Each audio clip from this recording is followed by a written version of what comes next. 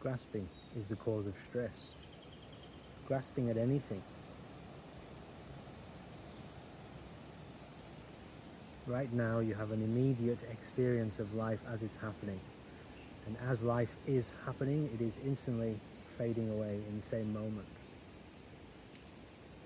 Experience itself, which is totally present. And if you're looking directly at that, you will see that you can't actually grasp anything. And because that's a fact,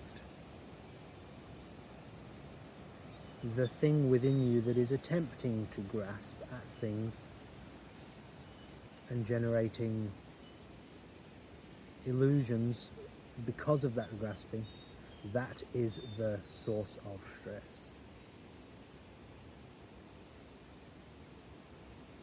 Because in fact, there is no grasping.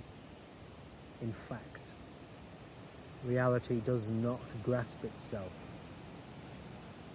As a whole, there is no grasping.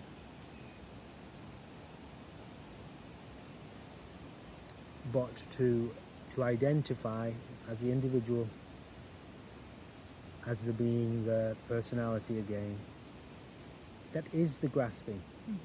To then identify with that means you have denied what you really are. And so the result of that is stress. Okay, so that's very simple. Grasping. So then non-grasping, functioning beyond grasping, which is a real mechanism. That means it's in action. It's a function of your being in action. Another way of saying that is it's a way of being, non-grasping. And then all stress, any stress whatsoever, any present experience would be relinquished, released, not grasped at.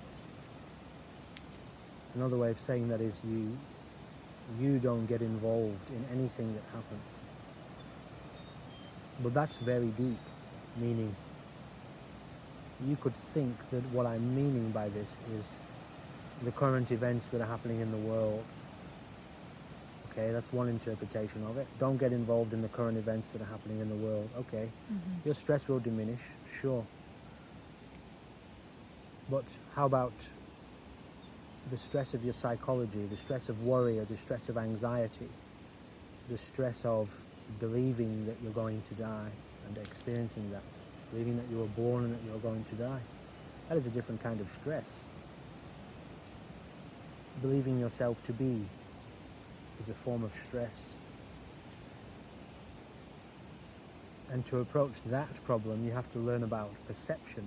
You have to study and observe the nature of perception itself. What does it mean to perceive yourself to be here?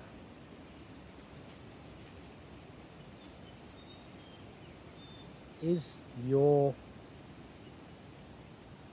you look very closely at it, is the fact that you believe yourself to be present here the result of a process of perception occurring and a grasping at that perception?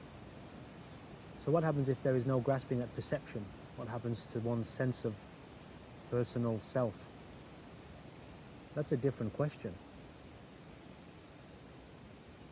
but a very important one for anyone who's very serious about inquiry into stress and ending of suffering.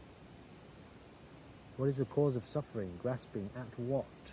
What is grasping? What could grasp? These things can't be told to you. They can be told to you, but that has no effect. Unless you identify, observe the mechanism, the function of life, the function of it, the functioning of it, the happening of it, which is intimately personal, absolutely within your area of study. That's what you're supposed to be looking at, studying, observing, looking into its nature. There is, at a very surface level, a lot of psychology, a lot of psychological processes going on, including memory. In those memories are various labels and forms of identity and past and so-called trauma and fears, anxieties. Are you identified with that? Is there an identity in that? Is that your identity? The bundle of memory and operation of psychology. Are you identified with that? What What is operating at a deeper level beneath the psychology?